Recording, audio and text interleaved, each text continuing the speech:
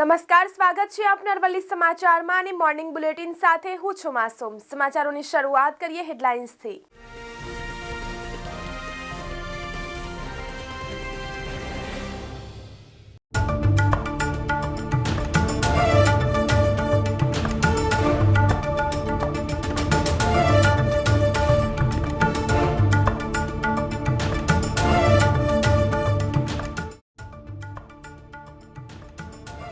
ખેડૂતોએ ઉનાળુ વાવેતરની તૈયારીઓ શરૂ કરી દીધી। ખેડૂતો ખાસ કરીને કઠોળ પાકનું વાવેતર વધુ કરી રહ્યા છે।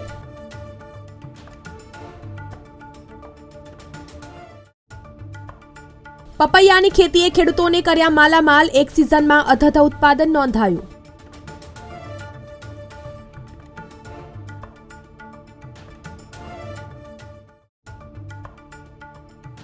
તાપમાન વધતા પાકમાં રોગ આવવાની શક્યતા। 4 ફેબ્રુઆરી દરમિયાન આકાશ અંશતઃ વાદળછાયું રહેવાની સંભાવના।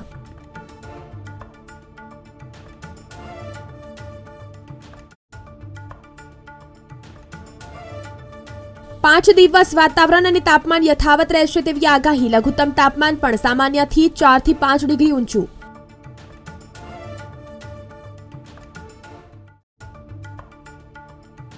ગૌણ સેવા પસંદગી મંડળે આપ્યા સારા સમાચાર। જુનિયર ક્લાર્ક અંતર્ગત જે બેઠકો હતી તેમાં વધારો કરવાનો નિર્ણય લેવામાં આવ્યો।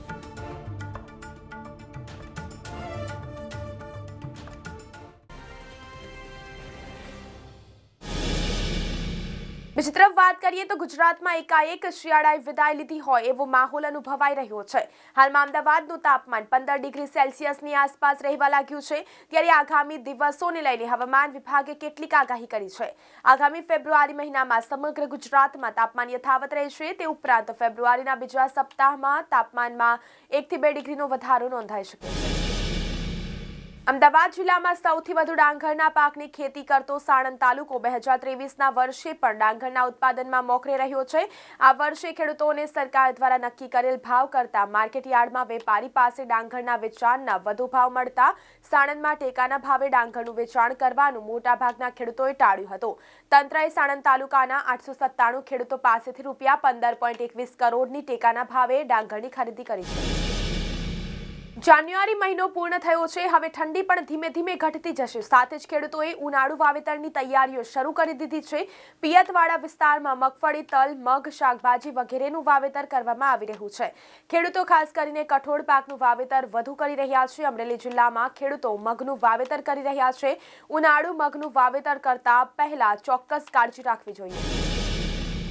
મહેસાણા જિલ્લાના ખેડૂત પ્રથમ વર્ષે જ પપૈયાના વાવેતરની શરૂઆત કરે છે। અત્યાર સુધી 3 વીઘાના ખેતરમાં 1.5 લાખ જેટલો ખર્ચો આવ્યો છે।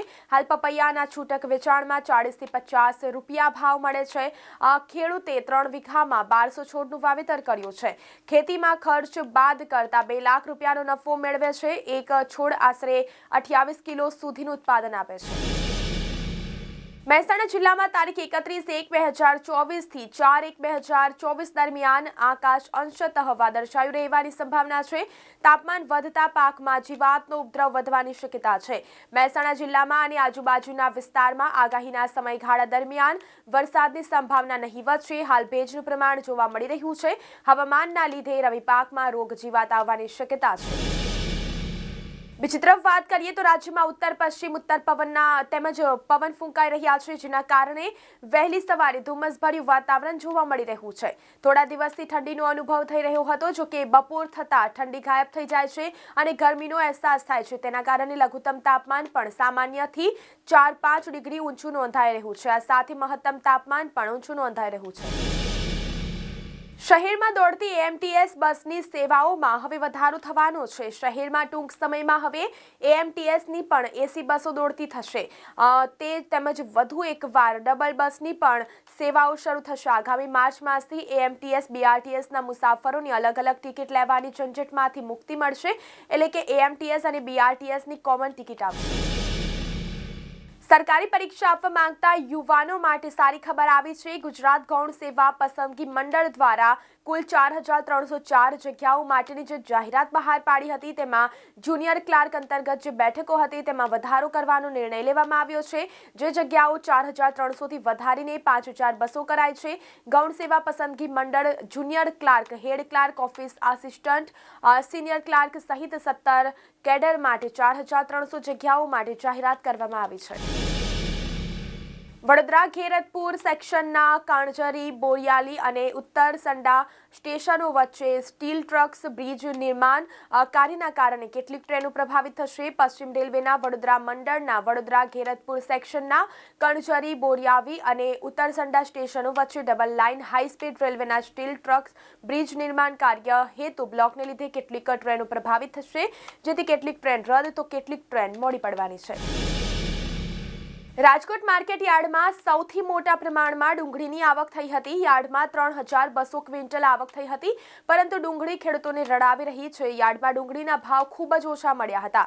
યાર્ડમાં ડુંગળીના ભાવ 80 થી 240 રૂપિયા જ ભાવ રહ્યો હતો। ખેડૂતોની આશા હતી કે તેઓને ડુંગળીના ભાવ સારા મળશે, પરંતુ ડુંગળીના ભાવ સતત ગગડી રહ્યા છે, જેને લઈને ખેડૂતોમાં નિરાશા જોવા મળી હતી।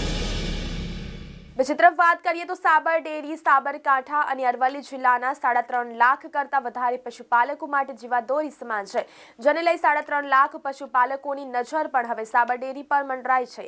સાબર ડેરીની મતદાર યાદી બુધવાર એટલે કે 31 જાન્યુઆરીથી પ્રસિદ્ધ કરવામાં આવે છે, જેમાં દર્શાવ્યું છે કે આગામી 6 જાન્યુઆરી સુધી મતદાર યાદી અંગે વાંધા, દાવા અને હક રજૂ કરી શકાશે, જે નાયબ કલેક્ટર હિંમતનગરની કચેરી રજૂ કરી શકાશે। તો આ સાથે મોર્નિંગ બુલેટિનમાં અત્યારે બસ આટલું જ। વધુ સમાચાર જોવા માટે જોતા રહો અરવલ્લી સમાચાર, એટલે તમારો વિસ્તાર, તમારી વાત।